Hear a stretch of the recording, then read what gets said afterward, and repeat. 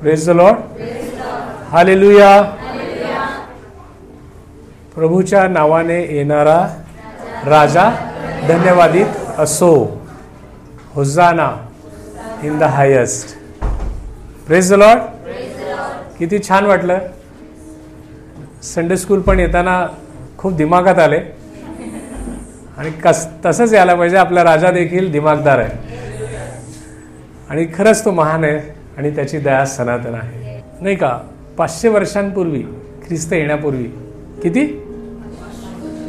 ख्रिस्त येण्यापूर्वी 500 वर्षापूर्वी असंच एक जण म्हटला की एक राजा येईल,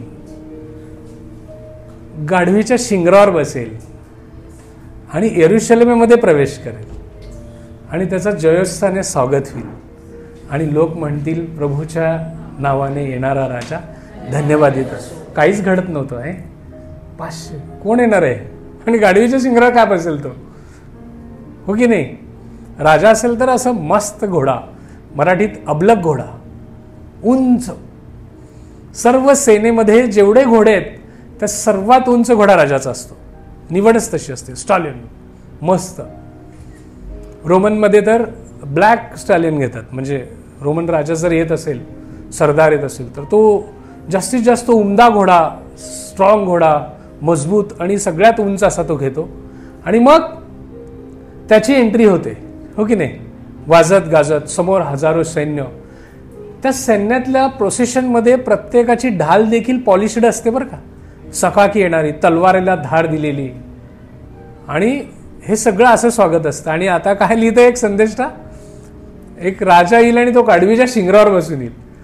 आता त्याला दर्शन दिलं देवानी, त्यांनी लिहिलं, हो की नाही. अरे हा असा कसा लिहिल. राजा म्हणतोय आणि परत काय म्हणतोय, गाढवीच्या शिंगरावर. काय जोक करायला लागलात का राव. राजा म्हटल्यावर कुठं बसायला पाहिजे, घोड्यावरच बसायला पाहिजे. ठीक आहे, लिहिलं त्यांनी. मग असंच काहीतरी झालं असेल ना. हा काय पण लिहितो, याला का देवाने सांगितलं असेल का. जसं आपण जर म्हणू आज की उडणारा घोडा खरंच असणार आहे, हो की नाही. तुम्हीच बसणार आहे त्याच्यावर आणि तुमच्या सगळ्यांच्या घोड्यावर, सगळ्यात उंच घोड्यावर प्रभू येशू ख्रिस्त असणार आहे. संत गणांबरोबर तो येणार आहे. त्याचं दुसरं आगमन होणार आहे. त्यावेळेस तो संत गणांबरोबर सगळ्या या सेनेसह येणार आहे. उठवले गेलेले सगळे आणि आपण रॅप्चर झालेले सगळे आणि 1000 वर्ष इथे राज्य करणार आहे. आणि त्यावेळेस आपण ते गौरवी शरीराद्वारे उडू शकणार आहे. मग आता ह्या संदेशाला जर हे संदेश मिळाला आणि त्याने लिहिलं तर मग हा वेडा ठरेल आजच्या जमान्यात. ठरेल का नाही. जी प्रार्थना तुम्ही केली तसंच कराल. कदाचित डोळ्यात पाणी आणाल, या भावाला काय झालं असेल, याला असे कसे स्वप्न पडायला लागलेत की उडणारा घोडा. नाही, सेम त्यावेळेचे संदेश जेव्हा लिहित होते ना, त्यांना या गोष्टींना सामोरे जावं लागत होतं. काय लिहितेस तू, कोण सांगितलं तुला, पण देवबाप सांगायचा. या पवित्र शास्त्रातील प्रत्येक भाग हा ईश्वर प्रेरित आहे. श्वास फुंकलेला देवानी, तो जिवंत आहे. जर जे विश्वास ठेवतील ना त्याच्या जीवनात कार्य होईल. ते जिवंत वचन आहेत ही आणि ती परमेश्वर प्रेरित आहेत. त्यामुळे काहीच नाही त्याच्यात. एक काना आणि इकडेकडचा मात्रा आपल्याला वेगळा करता येणार नाही, तो शापित ठरेल. मग जर जखऱ्याला 500 वर्षांपूर्वी एक संदेश होऊन गेला, त्या संदेशाला जर देवाने सांगितलं असेल जखऱ्या 9:9 मध्ये की कोण येणार आहे, एक राजा येणार आहे यरूशलेममध्ये आणि तो कशावर येणार आहे, गाढवीच्या शिंगरावर बसून येणार आहे. आला का मग राजा, खरंच आला. मग आता तो 3-3.5 वर्ष कार्य करत होता. 3-3.5 वर्ष जगात मावणार नाहीत इतकी चमत्कार त्यांनी केलेले आहेत. बायबलमध्ये तर काहीच चमत्कार लिहिलेले आहेत, फक्त काहीच. एका ठिकाणी तर असं आहे की प्रभू येशू ख्रिस्त सकाळी बसला ना, संध्याकाळपर्यंत चमत्कार करत होता तो. लोकांची रांग संपतच नव्हती.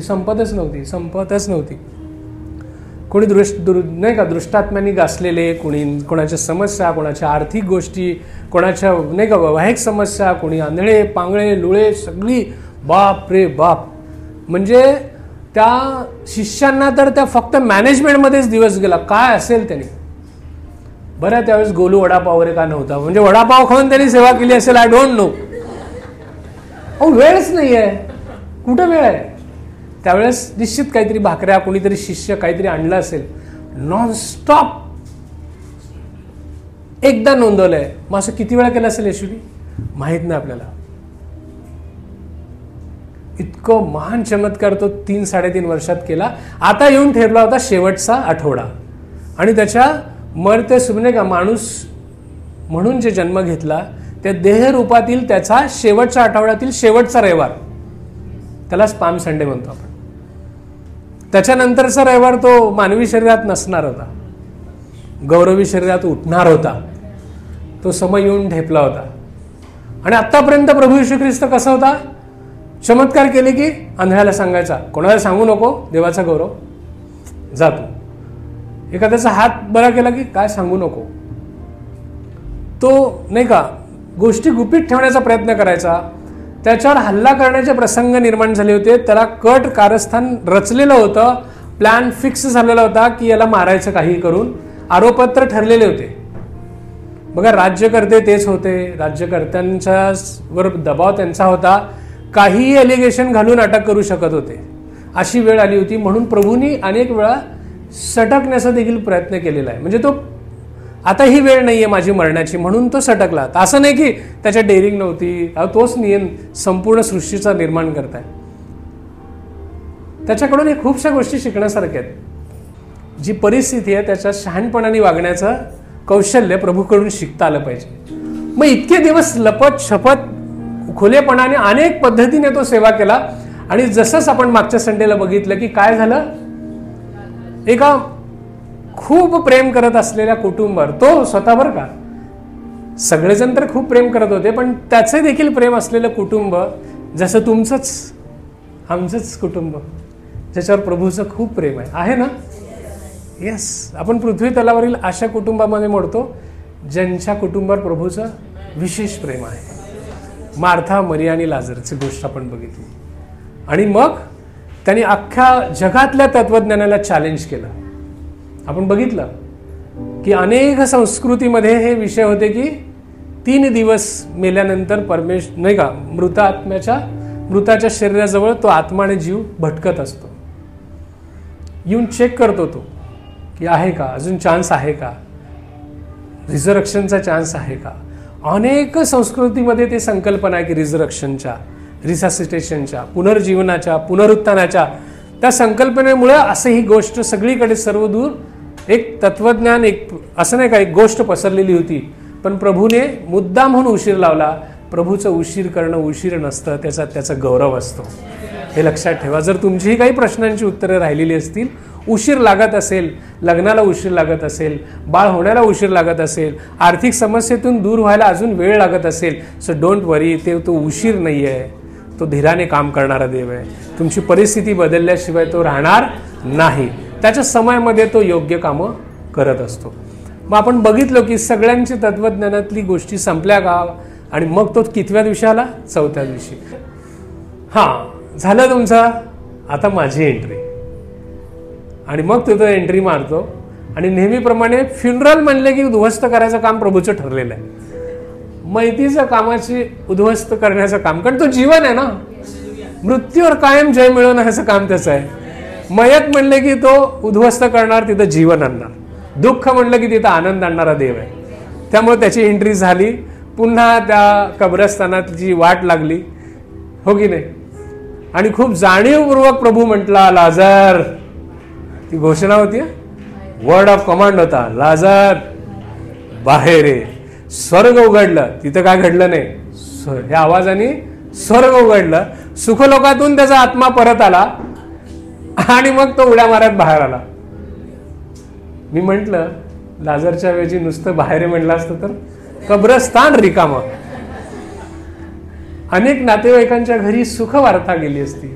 आपण काही शॉर्ट्स बघतो की काही सैनिक असं अचानक घरी येतात आणि मग त्यांच्या परिवारामध्ये किती आनंदाचा क्षण येतो. सुट्ट्या सांगितलेले नसतात, अचानक नवरा समोर, वडील समोर, वाव किती आनंद होतो. मग तसे कब्रस्तानातले लोक घरी आल्यानंतर झालं असतं. आणि आनंदी आनंद गडे सगळीकडे, हो की नाही? वाव, शॉकच सगळे. खरंच प्रेम करणारे शॉकड झाले असते आणि बाकीचे घाबरले असते. अरे कोण आहे हा, भूत आहे हे ते, तपासा पहिल्यांदा, टच केले असते. प्रेम असतं ना, ज्याचं खरं प्रेम आहे तो बघणार नाही, त्यांनी पहिला गळा भेट करेल. तू आत्म्याच्या रूपात ये, नंतर काय तर माझं प्रेम आहे, तो घट्ट मिठी मारेल. म्हणजे ज्याला प्रेम नाही तो पहिला म्हणणार हा भूत आहे, ह्याला चेक करा. असं झालं असतं. असा देव. आणि आता तर अख्ख्या यहुदी इस्रायली लोकांची सटकली होती की हा एवढा मोठा चमत्कार त्यांनी करून दाखवला की आता संपूर्ण नाही का यरूशलेम आणि आजूबाजूच्या परिसरात तिथे पसरलं की हा मेलेल्यांना जिवंत करतो. ह्याच्या अगोदरच्या दोघांना जिवंत केलं होतं, नाईनच्या विधवेच्या मुलाला आणि याईराच्या कन्येला, परंतु ते विदिन 1 डे होतं. याईराच्या कन्येला तर काही क्षणात होतं. म्हणजे त्यांच्या या गोष्टींना थोडीशी पुष्टी होती की हा जादूगार आहे. काय करतो? इथंच आत्मा होता ना, त्यांच्या पद्धतीप्रमाणे आत्मा इथंच होता, यांनी जिवंत केला, मागवलं. म्हणजे नाही का, काहीतरी शक्ती असेल त्यांनी मागवलं आणि पुन्हा ते प्रस्थापित केलं. पण आता इथे चॅलेंज द्यायला विवाह होता का? तुमच्या सगळ्या संकल्पना होत्या की 3 दिवस असतं ना, हा चला मी 4थ्या दिवशी होतो. प्रभू जर 5व्या दिवशी गेला असतं तर उठवलं असतं का? उगी काय तर फेकू नका हो, नीट सांगा. प्रभू 5व्या दिवशी गेला असतं तर उठवलं असतं का मेलेल्याला? बरं ठीक आहे, आपण एक काम करू, 1 आठवड्याने गेला असतं तर? आणि कुजले आता तरी, म्हणजे का काही किडे खाऊन आता हाडं दिसत आहेत. 4थ्या दिवशी वास होत होता फक्त. आता 8व्या दिवशी तर काही डोळे पण नसतील, मुंग्यांनी खाऊन टाकले होते. उठवेल का प्रभू? बरं, तुमचं म्हणणं 7 दिवसाने उठवेल. एक 5 वर्षांनी? आता तर काही शिल्लक नाहीये. माती मातीला मिसळली आहे. आता माती मातीला मिसळलेली आहे. उठवेल का प्रभू? जर 5 वर्षांनी त्या कबरीत आला असता, माती मातीला मिसळलेली असेल, आणि जर तो म्हणला असता लाजार बाहेर आहे, आला असता? काय कॉन्फिडन्स आहे तुमचा? मग आता ती वेळ आलेली आहे, 2000 वर्ष संपलेले आहेत आणि तो येणार आहे. आता यावेळेस फक्त लाजर म्हणणार नाही, संत गणांना म्हणणार आहे, माझ्या मुलांनो आणि मुलींनो उठा. आणि जिथं आता कबरेत मातीला माती मिसळली आहे तिथून उठणार का? हा, मला हे पाहिजे. असं ज्ञान मंडळीचं व्हायला पाहिजे. एक प्रश्न माझ्या बहिणीने विचारला, सर तुम्ही म्हटलात की कबरेजवळ आता जाऊन रडू नका, तिथे काही कान नाहीत. हॅलो बाबा, मी फुलं वाहिली आहेत. अरे हॅलो, काहीच नाही. नो हॅलो, नो नाही का, हाय. मग तुम्ही म्हणता प्रभू म्हणेल बाहेर या, म्हटल्यानंतर ते कबर उघडतील, आणि इथलं ते कसं होणार?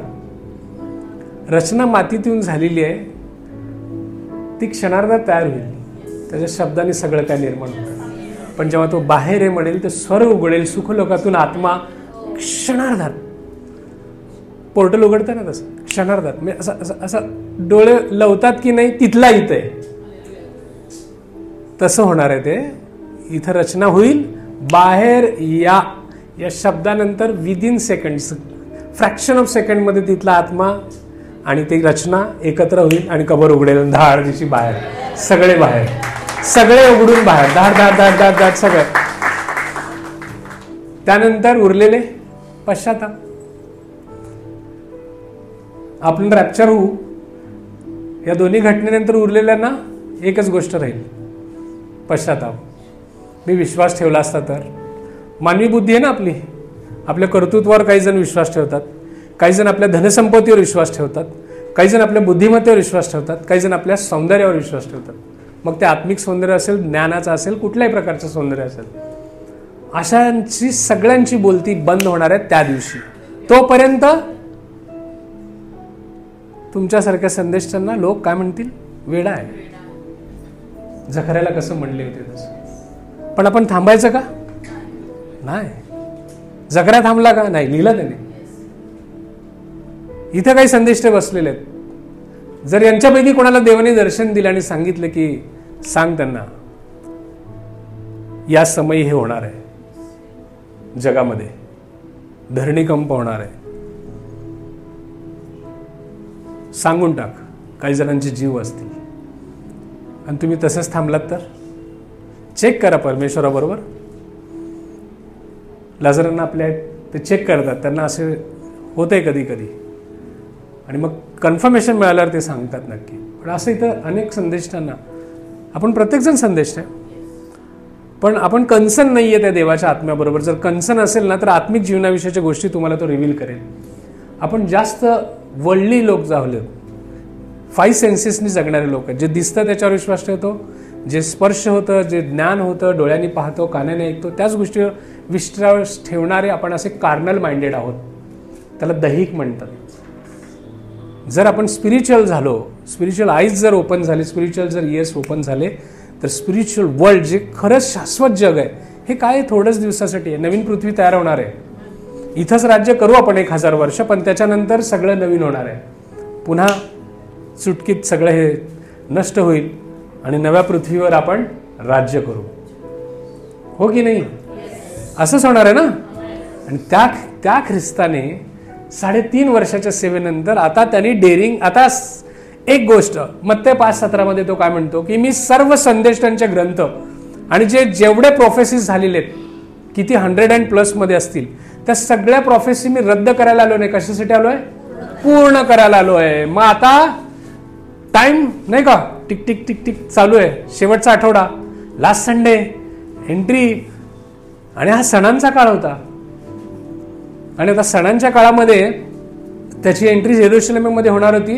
सणांच्या काळामध्ये जगभरातील यहुदी येरुशलेममध्ये जमायचे, आणि मग 3 वेळा नाही का, डिट्रॉनॉमी अनुवादमध्ये देवाने सांगितलंय की सर्व पुरुषांनी आणि परिवारांनी किती वेळा परमेश्वरासमोर यायचं? वर्षातून 3 वेळा एकत्रित यायचंय, 3 सण साजरे करण्यासाठी. एक पहिला सण होता 3 सणांचा बंच. कुठला सांगा?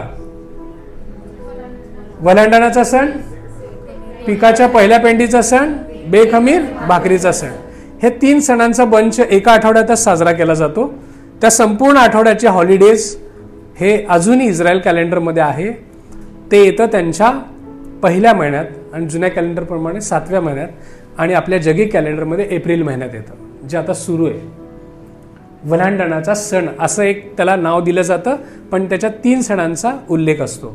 किंवा काही जण फिस्ट ऑफ अनलेव्हन्ड ब्रेड म्हणजे बेखमीर भाकरीचा सण म्हणतात. त्याच्यामध्ये हे 3 येतात. त्या 3पैकी कोणाचंही नाव घेऊ शकतो आपण, पण ते मिळून येतात. वलांडणाचा सण, बेखमीर भाकरीचा सण, पिकाच्या पहिल्या पेंडीचा सण. आणि हे साजरा करण्यासाठी आता सगळे लोक आले होते. आणि या सणांचा, उत्सवाचा, यज्ञ पशु, राजांचा राजा, त्या सगळ्याचाच महिमा घ्यायला योग्य जो आहे तोच तिथं उपस्थित आहे, पण मनुष्य रूपात. काहीतरी पूर्ण करण्याच्या हिशेबामध्ये येतो. जवळजवळ सर्व प्रोफेसीज त्यांनी पूर्ण केली होती.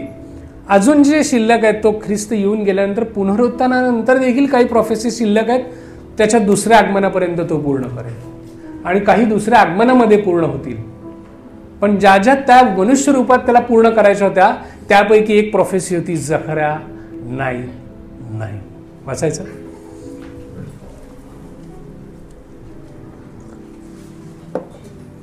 सियोन कन्ये जोराने आनंदाचा गजर कर, येरुशलेम कन्ये गजर कर, पहा तुझा राजा तुझ्याकडे येत आहे. येत आहे. कोण येत आहे? राजा.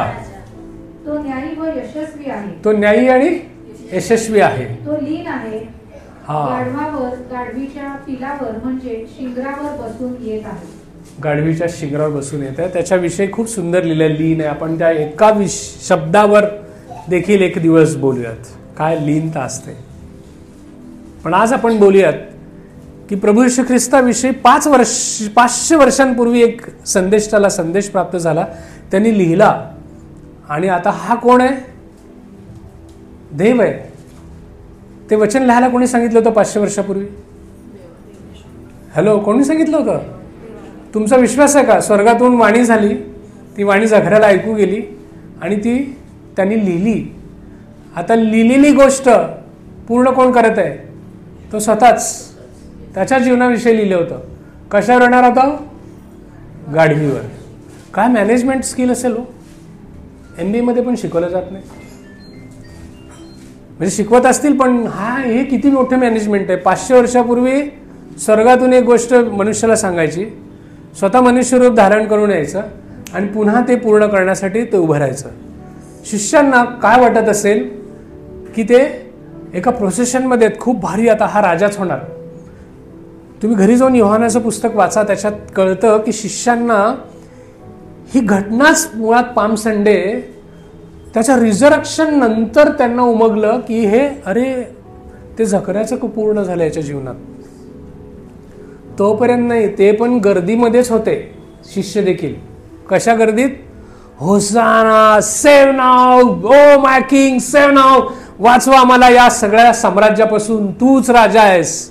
ऍक्च्युली ते अर्थ आहे. पर्पज आणि टायमिंगच मिस झाला त्या लोकांचा. परत येतो सणांकडे.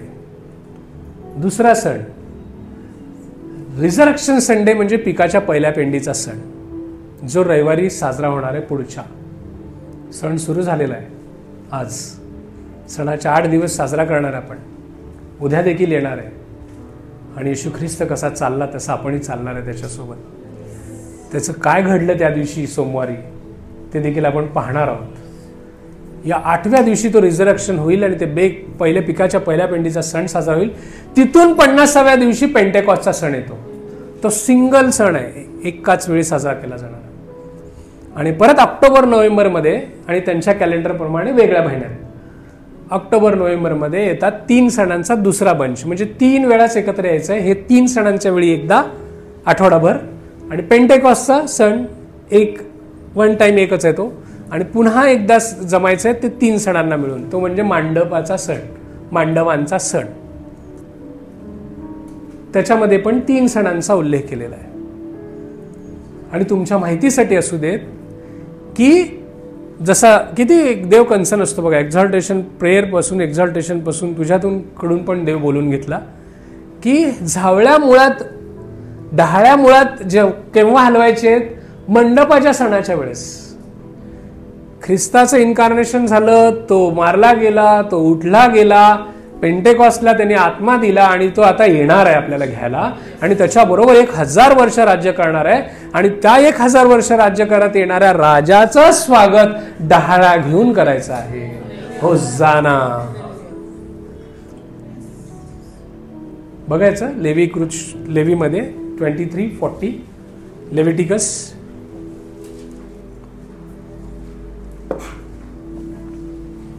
लेवी 23:40. कुठल्या सणाच्या वेळी हे झाड्या होत्या? मग तुम्हाला कळेल की पर्पज आणि टायमिंग कसं चुकलं. तुम्ही लेवी 23 घरी जाऊन वाचा, खूप सणांविषयी माहिती दिलेली आहे. पण 40वे वचन वाचूयात आपण.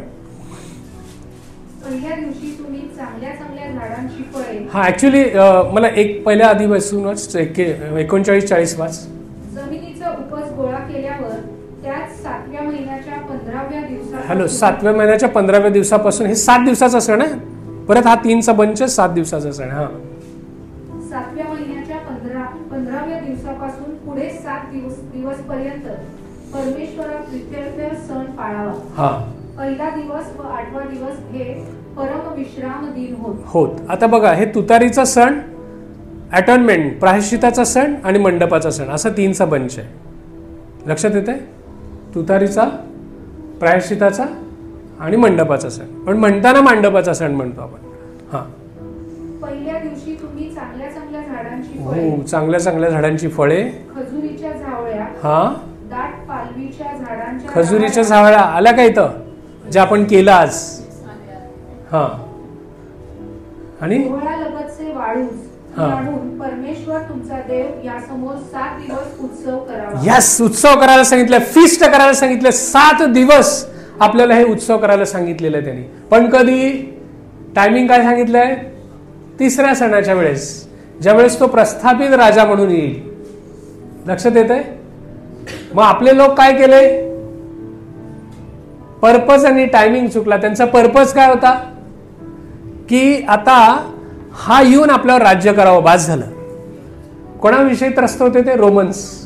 ते यायचे, कर वसूल करायचे किती पण. आता समजा 40 पोती गहू झाला, त्याने 20 दे म्हटलं की द्यावं लागत होतं. नाहीतर न सांगता, कुठलीही अदालत वगैरे तसला प्रकार नाही, न सांगता जेलमध्ये. काय विषयच नाही. कोण अपील कोणाविषयी करणार तुम्ही? राज्यच त्यांचं आहे. 20 म्हटलं की 20. मग खायचं का आम्ही?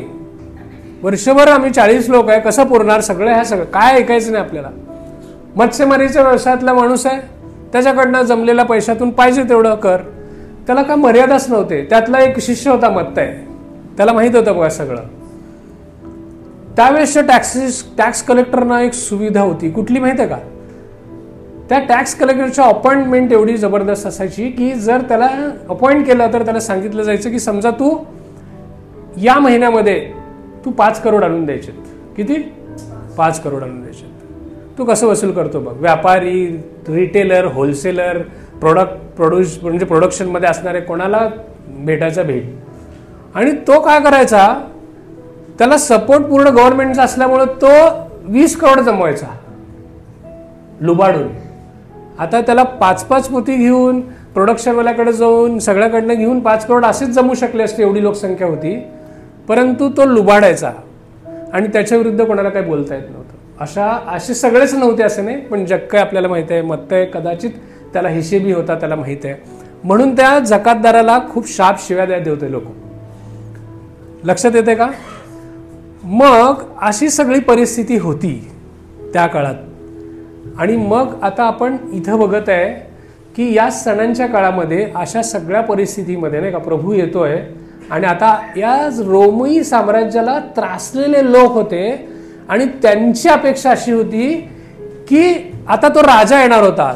जेव्हा ही सांगत होती की 2 वेळा, एक मंडपाच्या सणाच्या वेळेस तसं वेलकम केलं जायचं आणि दुसऱ्यांदा कधी केलं जायचं, एक राजा येताना. मग आता त्यांनी कुठलंही प्रोसेशन निवडली आहे?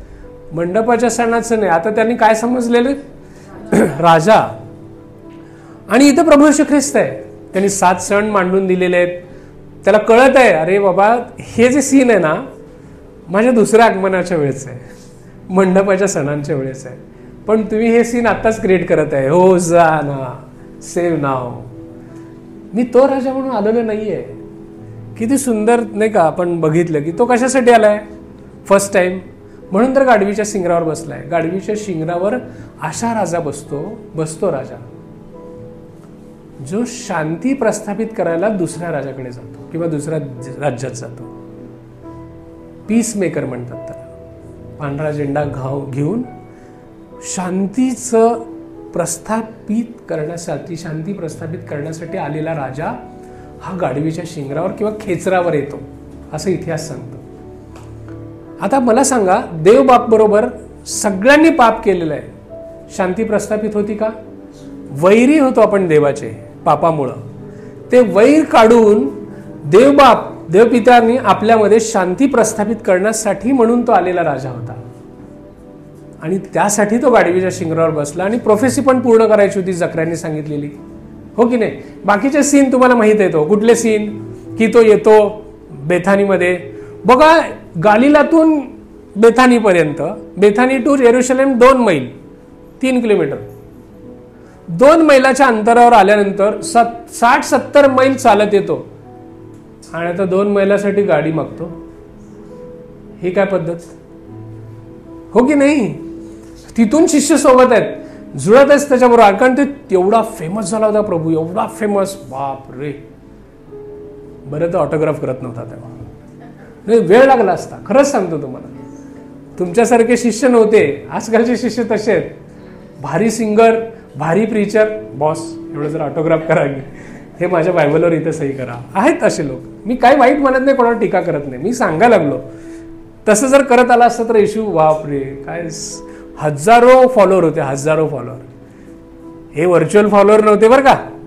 टाक टाक असले फॉलोअर नव्हते. ते व्हर्च्युअल फॉलोअर तुम्ही गेल्यावर पण व्हर्च्युअली फुलं टाकतात. खरं खांदा द्यायला येत नसतात ते. हे खरे फॉलोअर होते. पण पर्पज आणि टायमिंग त्यांचा गल्लत झाली. काय अपेक्षा ठेवले त्यांनी? ह्याने आत्ताच सोडवणार. एक गोष्ट सांगू का, काय घटना घडली होती? अजून एक त्याला कारण आहे. रोमन साम्राज्याच्या अगोदर फक्त 200 वर्षापूर्वी, किती 200 वर्षापूर्वी सिरियाचं राज्य होतं. ते तर भयानक खतरनाक, त्यांची कत्तल म्हणले विचारायचंच नाही.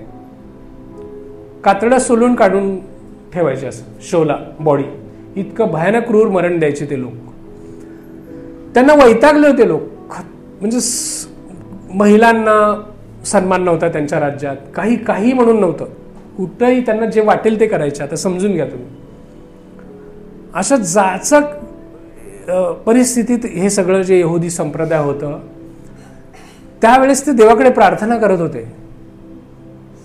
आणि त्यावेळेस नाही का, अँथिओकस एपिफॅनिस नावाचा एक राजा होता. तो सगळ्यात क्रूर राजा होता सिरियाचा. तो इतका भयानक अत्याचार करत होता आणि त्या अत्याचाराला वैतागून देवाकडे प्रार्थना करताना देवाने एक माणसाला पाठवलं, ज्युडास मखाबी.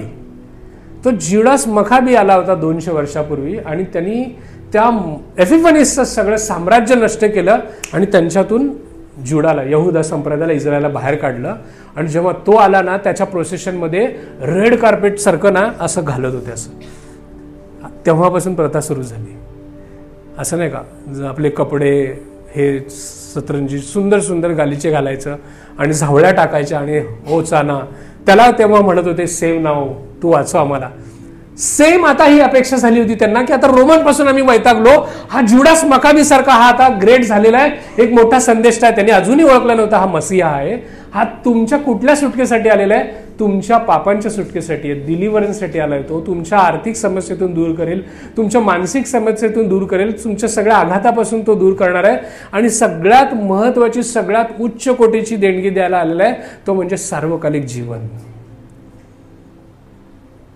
हो की नाही? पण आज आत्ताच्या या क्षणापर्यंत 2000 वर्ष झाले, अजूनही लोकांना सार्वकालिक जीवनापेक्षा मला आत्ता सध्याला माझ्या मुलाच्या लग्नासाठी 5 लाख लागणार आहे, ते कधी देतो ते सांग. माझ्या बिझनेससाठी एवढं लागणार आहे, माझ्या नोकरीतून मला पुरत नाही, माझं असं आर्थिक चणचण चालू आहे. मी रोज प्रार्थना करते, प्रेयर ग्रुपवर, इंटरसेशन ग्रुपवर माझा विषय आहे, अजून कुठल्या बहिणींचा कुठला तर ग्रुप आहे तिथं माझा विषय, कुठल्या तरी भावांचा ग्रुप आहे तिथं माझा विषय. किती विषय आणि किती वेळा सांगू, पण माझी आर्थिक चणचण संपत नाहीये. हा तू कसला देव रे? अजूनही सार्वकालिक जीवनाची जी उत्तम भेट आहे त्याची लेवलच वेगळी आहे, पण आपण ते बाजूला ठेवतोय आणि सध्याच्या दैहिक जीवनातल्या गोष्टींकडे लक्ष देऊन ज्या पामने वेलकम केलं, रेड कार्पेट घालून त्याचं वेलकम केलं, त्या ख्रिस्ताला काहीच दिवसांनी त्याच हे झाडारूपी झावळ्या होत्या, पाम्स होते, खऱ्या खऱ्या पामनी त्याला मारलं. का? अपेक्षा पूर्ण केला नाही. राजा म्हणून, तू राजा म्हणून वेलकम केलतो ना मी तुला, आमच्या आर्थिक समस्या तू दूर करणार होता, या सगळ्या टॅक्सेशनमधून बाहेर काढणार होता, आमच्या मुलींना उचलून घेऊन जातात हे रोमी साम्राज्य, बायकांना उचलून घेऊन जातात, त्याच्यातून तू सोडवणार होता. तू लायकीचा नाही ठरला, ह्याला क्रुसावर द्या. आमच्या पर्पजचा हा माणूस नाही आहे. झालं का नाही? टायमिंग आणि पर्पज खूप डेंजर चुकलं त्या लोकांचं. आपण असं सेलिब्रेट करतो, तसं नाही आहे ते. ज्यांनी डहाळ्या उंचावून त्याचं वेलकम केलं, काहीच दिवसांनी हो त्याच हातांनी हालेलुया. मग आपण पण तसेच कुठेतरी झालो का, की मी जे विषय घेऊन आलोय प्रभू तुझ्याकडे, की मला एक रोग झालाय, समस्या आहे, ती घेऊन मी प्रार्थना करत आहे, तू उत्तरच देत नाही बस. पण प्रभू म्हणत आहे मी सार्वकालिक जीवन दिलेलं आहे. हा ठीक आहे, हा जे सर्वोच्च आहे त्याला आपण सध्याला काय म्हणत आहे? हा ठीक आहे ना, ते तू दिलंस, हा मी विश्वास मी सार्वकालिक जीवनात जाणार आहे. का तर मला आत्ता दिसत नाही ना ते सार्वकालिक जीवन. एकदा त्या लाजरासारखा ना अनुभव यायला पाहिजे तुम्हाला. स्वर्गात गेलेल्या माणसाला उलट परत आणलं, त्याने आल्यानंतर म्हटलं असेल, अरे बाबा देवा काय केलं रे तू, मी किती भारी होतो तिथं, अब्रामाच्या उराशी फुल एसी, कायम असं जळजळपणा नाही, काय नाही, छान, सनस्क्रीन लावायची गरज नाही, किती छान राहत होतो मी. संतगणांबरोबर परमेश्वराचं गौरव तिथं करत होतो. पुन्हा जमिनीवर हेच लोक, ये असं बघ. त्याला म्हणजे विचारू आपण त्याला, खरंच काय फिलिंग होते रे भाऊ तिचे परत स्वर्गातून रिटर्न आल्यानंतर? तो पुनर्जीवित झाला, तो पुन्हा मेला. आपला प्रभू येशू ख्रिस्त पुनरुत्थित झाला. पुनरुत्थित झाल्यातला पहिला फळ आहे तो. आणि आज परिस्थिती पुन्हा तशीच झालेली आहे. आज आपण वेलकम करतो त्याला, परंतु जेव्हा आपल्या समस्येचं उत्तर मिळत नाही ना, आपण पुन्हा त्याच हाताने त्याला दोष देतो. हा जिवंत म्हणतो, मग माझ्या प्रश्नांची उत्तर का मिळत नाही? सेम त्यावेळेसच्या यरुशलेमेतील इस्रायली लोकांच्या हीच गल्लत झाली की ते काय करत होते की त्याच्याकडनं अशा जगिक अपेक्षा ठेवत होते. They want political king. तो पॉलिटिकल किंग म्हणून येणार आहे, पण वाट बघा आता त्याची समय जवळ आलेला आहे. तो आता घोड्यावर जेव्हा येईल ना, गाडीच्या शिंगरावर येणार नाही, सगळ्यात जगातला सुंदर दिमागदार घोड्यावर येणार आहे. अरे आपण बाजूलाच असणार आहे त्याच्याबरोबर आणि उडणार आहे बॉस आपण. असं इथून तिकडे जाऊ शकणार आहे. दरवाजा उघडायची गरज नाही. युवराजला असं काय सांगितलं की तो असं झपकन जाऊन येईल. अरे हा हे होणार आहे. आज बोलत आहे जसं जकरिया तेव्हा बोलला होता, हे होणार आहे. आणि त्यावेळेस जेव्हा आपण येऊ ना, हे समस्या नसणार आहेत. म्हणजे बघा त्याचा पर्पज काय होता की मी सगळ्या जेवढ्या प्रोफेसीज होत्या त्या मी पूर्ण करणार, मी येणार आणि सगळ्यात मोठी भेट देण्यासाठी मी आलोय, सार्वकालिक जीवन. हे बघा शाश्वत जीवन एक आता पोर्टल समजू, इथं एक भिंत आहे, याच्या पलीकडे शाश्वत जीवन आहे अनंत काळाचं, जिथं स्वर्गीय आनंद आहे. म्हणजे तिथं खूप सुंदर जग आहे, देव स्वतः आहे, देवदूत आहेत, ज्याच्यासाठी आपण RD टाकतो, बँकेत पैसे जमा करून 1 ग्रॅम 10 ग्रॅम 50 ग्रॅम घेतो सोनं. त्या सोन्यावर चालणार आहे आपण, पण ते दिसत नाही हो. इकडं आहे क्षणभंगूर जीवन, पण इथं आपल्याला कळतंय की मला या ब्रँडचं कार पाहिजे होती, या ब्रँडची ती वस्तू पाहिजे होती, मला हाच ड्रेस पाहिजे होता, मला तिथंच ॲडमिशन पाहिजे होतं, एवढं सगळं मला पाहिजे होतं, मिळेना ना राव. देवाकडे आलो, मग तुम्ही किती अपेक्षा ठेवून आलात? सेम ते लोक तसं केलं म्हणून क्रूस खांबावर चढवले त्यांनी. काय पाम संडे होता तो. गँग खतरनाक होती ती. त्या टीम मधले तुम्ही नाहीये, बरं आपण 2000 वर्षानंतर आहे. पण आजही असंच चर्चेस मंडळांमध्ये होत आहे. प्रचंड अपेक्षा ठेवतात. जिथं मी कामाला जायला पाहिजे, माझ्या पगारातून मी सेव्हिंग केली पाहिजे, माझ्या गरजा मी कसं भागवायची याची अक्कल मला दिली आहे बुद्धी देवानी, ते प्लॅन मी करायला पाहिजे, त्याच्यावर मी अवलंबून राहतो देवावर. महिन्याकाठी मला पैसे शिल्लक राहत नाही. अरे तुझी मॅनेजमेंट चुकली बॉस. तू सेव्हिंग करत नाही. मी पिझ्झा बर्गर रोज मारणार, चिकन खाणार, बेंड आलं. हा मला इकडं हे त्रास झाला, स्किन डिसीज झालं, वैताग भाऊ. तू 8 दिवसांनी आंघोळ करतो, देवाकडे मागणार. किती, मी उदाहरणासाठी सांगलो, किती चुकीच्या संकल्पनेत जगत आहे आपण. पास्टर इथं ते हे झालं, प्रेयर करा. 8 दिवसात ज्या उचापती केला त्याचा परिणाम आहे. आणि देवाने क्षणार्धात घालवावी. देव ह्याच्यासाठी बसलाय. देव म्हणणार जेवढे पैसे घातला ना, तिथे एक माणूस ठेवला मी, त्याने शिक्षण घेऊन बसला डॉक्टर, त्याचे पण पैसे भरायचे. जा.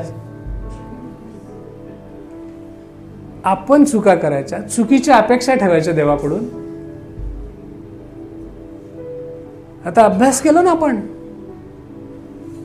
आणि आजारी पडलो, करेल ना सहाय्य देव. पण वेळ आहे, टीव्हीज बघत बसलो, सिरियल्स बघितले, वाव काय वेब सिरीज सगळं बघत बसलो, आणि एग्जाम देताना hallelujah praise the Lord 10 group में मैसेज, भाई लोग प्रेयर कीजिए मैं एग्जाम को जा रहा हूं. देव म्हणणार तू देच.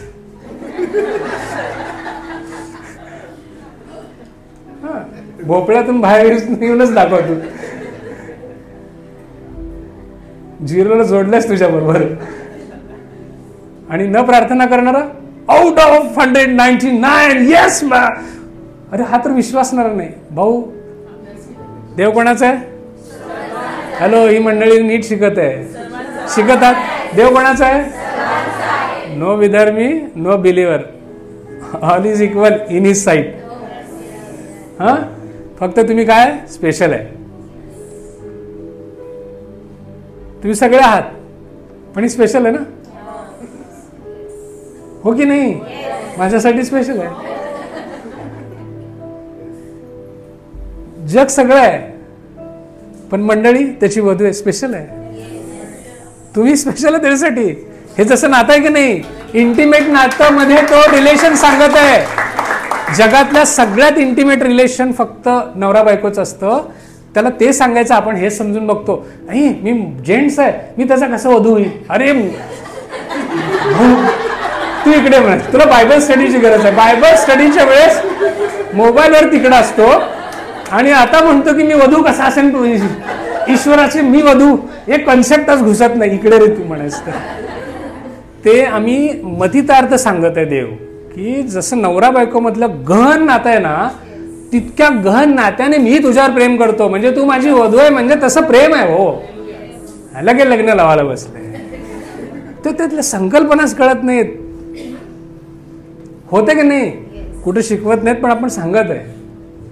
असं डोक्यात येऊ शकतं जेंट्सही, काय अरे वधू कसं म्हणतं देव मला. वधू म्हणजे अरे मी आत्ताच उदाहरण दिलं, तुम्ही सगळे आहात का नाही, पण माझ्यासाठी ही स्पेशल आहे की नाही. तुम्ही आहात, तुम्ही स्पेशल नाही असं म्हणे ना मी, पण अति म्हणजे नाही का, तिला मर्यादा नाही, तेवढे स्पेशल ती माझ्यासाठी. मग जगातले सगळे लोक त्याचेच आहेत, देवाचेच. तुम्ही माझ्या आहात का नाही. एक मिनिट परत एकदा प्रश्न विचारतोय. हे मी तुमचा आहे की नाही? तुम्ही खरंच समजता मला, पण मी तुमच्यापेक्षा जास्त समजतो माझ्या म्हणून तुम्हाला. मला माहित नाही तुमचं, मी खरं प्रेम करतो. बोगसगिरी येत नाही आपल्याला, आणि येत नाही म्हणूनच चुकलं की मी बोलतो बघा. कारण खऱ्या प्रेमातच बोलू शकतो माणूस. बोगस प्रेमात चुकलं तरी हा हॅलो किती छान, तसलं नसतं. खऱ्या प्रेमात कसं असतं, चुकलं की हे चुकलं बघ. मी खरं प्रेम करतो, तुम्ही पण कदाचित शब्द वापरू का नको, खरंच करता. बरं, तुम्ही खरंच प्रेम करता, पण त्या सगळ्या प्रेमांमध्ये हे स्पेशल आहे. सेम जगातल्या सगळ्या लोकांना, सगळ्या प्राण्यांना देवानी बनवलंय सेम असं जग धरूयात आपण, पण मंडळी ही त्याच्यासाठी विशेष आहे. रक्ताने विकत घेतलेली आहे, वॉव्स दिले आम्ही एकमेकांना. तसं तुम्ही त्याच्यासाठी स्पेशल आहात. मग जर असं करा, नसेल कॉलर तरी, हो की नाही? We are special. बघा बाजूच्याला म्हणा तू स्पेशल आहेस ख्रिस्तासाठी. ख्रिस्तासाठी. पण आता ही स्पेशल व्यक्ती काय करते, बिगर स्पेशल कामं करूया. म्हणजे आपल्या जगातल्या गोष्टींकडे अशा पद्धतीने दुर्लक्ष करून दोष कोणाला द्यायला लागली, देवाला. देवा 8 दिवस झाले मी प्रेयर करतो, उपवास प्रार्थना, हाडं दिसू लागली. देव म्हणणार अरे तुला मी उपवासाला नाही सांगितलं, कामाला जायला सांगितलं होतं. कामाला जा, पैसे कमव, घर सांभाळ आणि चर्च सांभाळ. हा असं आहे, हा असंच आहे, असंच आहे. आणि हे इथंच आहे. इकडे जे शाश्वत जीवन आहे की नाही अनंत काळाचं, तिथं मात्र काय गरज नाहीये. मग ते किती दिवस आहे, एक मिनिट, ते किती दिवसासाठी अनंत जीवन, एक मिनिट, किती दिवसाचं, किती वर्षांमध्ये सांगू शकशील? करोडो. अनंत जीवन किती वर्षासाठीच असेल? करोड ही संख्या आहे. बरं अजून कोणाला काय, अजून कोणाला रिव्हिलेशन? इन्फिनिटी, लिमिटलेस, उसको त्याच्यात एंट्री आहे ना, त्याच्यात एंडच नाही आहे, संपलं. एंडच नाही, आता संपलं, म्हणजे एंडलेस लाईफ, अनंत काळाचं जीवन. मग जिथं अनंत काळ एका स्थितीमध्ये मला जगायचं आहे, त्या स्थितीची काळजी मी किती करायला पाहिजे. उदाहरणार्थ समजा अनंत काळाच्या, आता मी तिथून आलो ना, इथं भिंत होती, आलो. अनंत काळामध्ये माझ्या इथल्या कर्तृत्वावर मला देव एक बंगलो देणार आहे. माझा मुकुट आहे, त्याच्यावर रत्नजडित हिरे असणार आहेत, तो मुकुट सुंदर असणार आहे. या मुकुटामध्ये जे रत्न बसवले जात आहेत रोज, वर काम चालू आहे बरं का, प्रभू आपलं घर बांधत आहे. मी नाही सांगत, तो स्वतः सांगत आहे. मी पुन्हा इकडे येतो, एक मिनिट. मी इथं जे करत आहे की नाही, हालेलुया, हे करत आहे, करत आहे, काम करत आहे, कष्ट, याला काम म्हणतात. म्हणजे ते आमच्याकडे मूकबधिर शाळा आहे त्याच्यामुळे कदाचित मला तसं काम करत आहे, आपण कष्ट करत आहे, जे दिलेलं काम आहे सगळं करत आहे, पण पवित्र जीवन, छान जीवन जे परमेश्वराला आवडेल असं करत आहे. आणि चुकीच्या गोष्टीतून नाही, एक मंडळीतून चांगलं बायबल टीचिंग घेऊन जे काही करायला पाहिजे आणि काय करायला नाही पाहिजे, देवावर कसं, देव कुठं सपोर्ट करतो आणि कुठं आपल्याला काम करायचं हे जरा नीट समजून घेतलं तर या पाम संडेला जे गोंधळ झाला की त्यांनी पर्पज वेगळा होता यांचा आणि प्रभूचा पर्पज वेगळा होता. प्रभूचं टायमिंग वेगळं होतं, यांचं टायमिंग वेगळं होतं.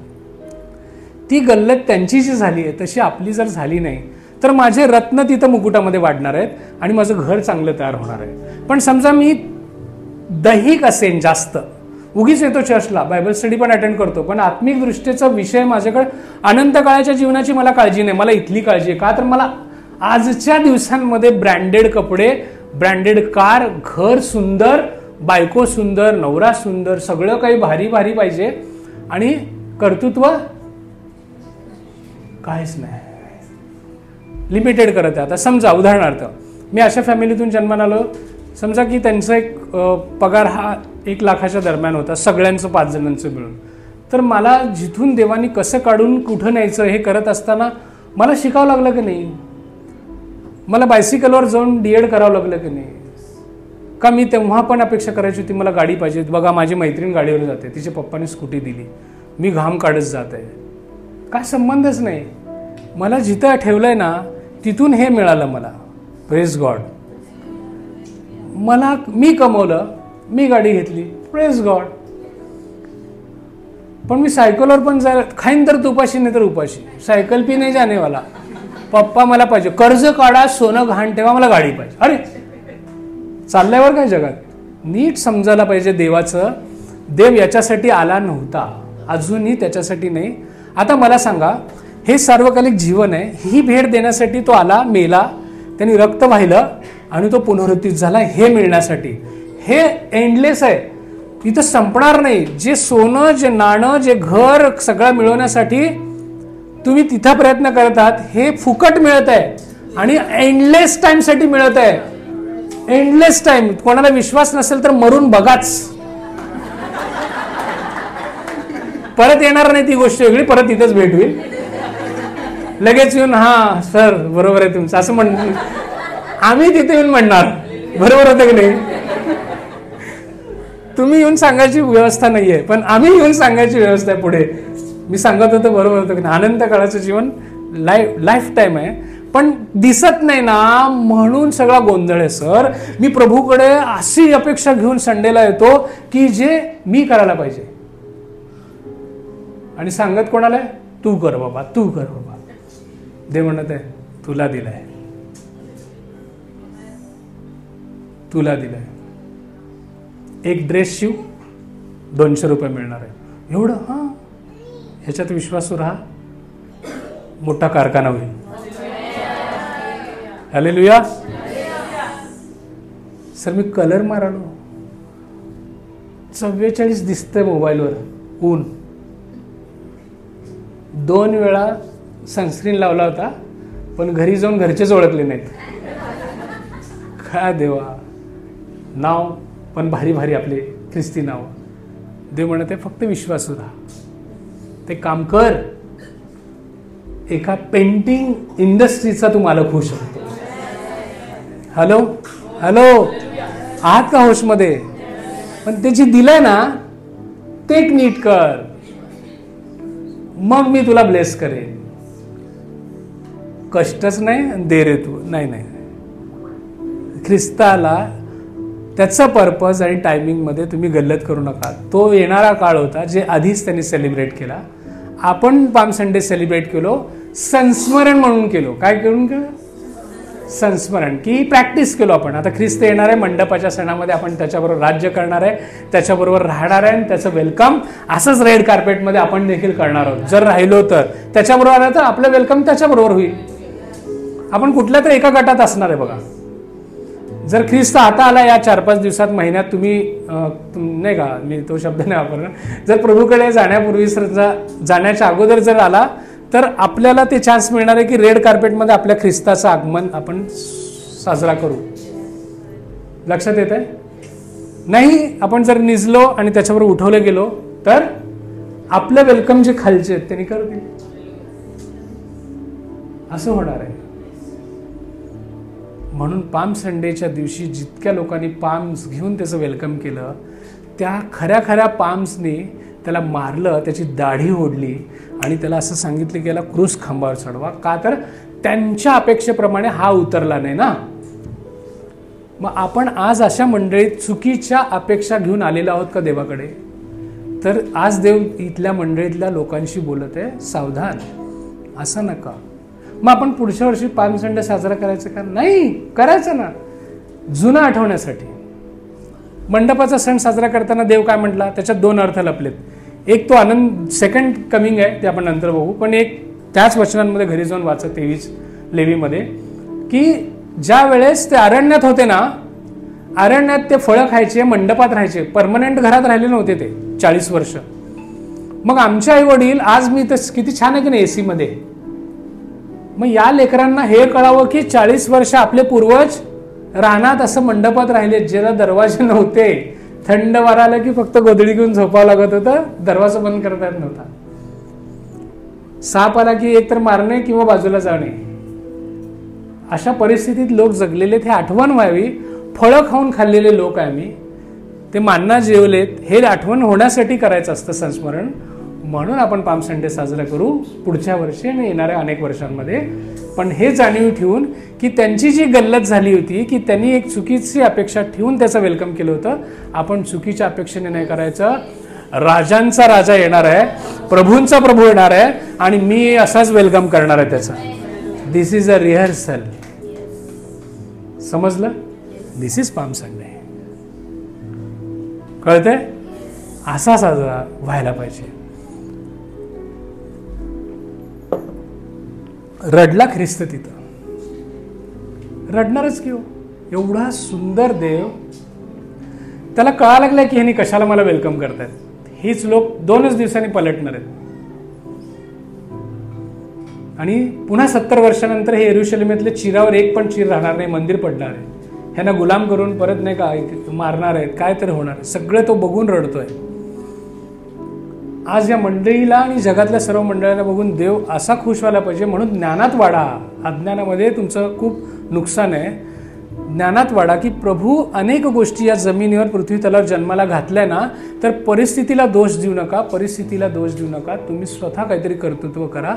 त्या कर्तृत्वाला देव यश देणारा देव आहे. म्हणून अभ्यास करा मुलांनो, आणि जे कष्ट करत आहेत ते प्रामाणिकपणे करा. ते ख्रिस्तांनी दिलेलं काम आहे म्हणून. आणि मग तुम्हाला तो इतका ब्लेस करेल. आणि या कामांमुळं तुमच्या अनंत काळातील जीवनामध्ये जी साक्षी इथं तुम्ही टेस्टिमनी बनवणार आहे. मी नेहमी म्हणतो की तुम्हाला भेटल्यानंतर काय वाटलं पाहिजे समोरच्याला? मी आज देवाला भेटलो. ही साक्ष ज्या दिवशी होईल ना, तुमच्या रत्नांमध्ये आता नाही का देवाला असं व्हायला पाहिजे की अरे याचे किती रत्न भरलेत. आता मला वाटतं ह्याचं मुकुटच बदलावं लागेल आपल्याला, अजून साईज मोठी करू. नाहीतर असं पण काम चालू असेल देवदूतांचं, रत्न जोडले, खूप चांगलं काम केलो, पुन्हा बहकलो, प्रभूमधून बाहेर पडलो, आपली अक्कल हुशारी, मग एक एक रत्न बाजूला काढून ठेवा, अजून पापात पडलो, अनंत काळाचं जीवन नष्ट करायचे काम आपण करायला लागलो. जे दिसत नाही प्लीज प्रियांनो, ते एंडलेस आहे, टाइमलेस आहे आणि तिथं अनंत काळाचं जीवन आहे. त्याच्यावर विश्वास ठेवा, ते शाश्वत आहे. आणि तुम्हाला माहिती आहे का, पृथ्वी तयार होण्यापूर्वी, माणसांना निर्मिती करण्यापूर्वी, तेव्हापासून अनंत जीवन आहे. ते शाश्वत आहे. ते आधी त्याला, ते देव असल्यापासून आहे, देव आहे तेव्हा आहे, संपलं, त्याला काय आरंभ नाही, अंत नाही. ते शाश्वत जग आहे, जे आधी होतं, आत्ता आहे, नंतरही असणार आहे. त्याच्यावर जास्त विश्वास ठेवा आणि इथलं जीवन छान जगा. याचं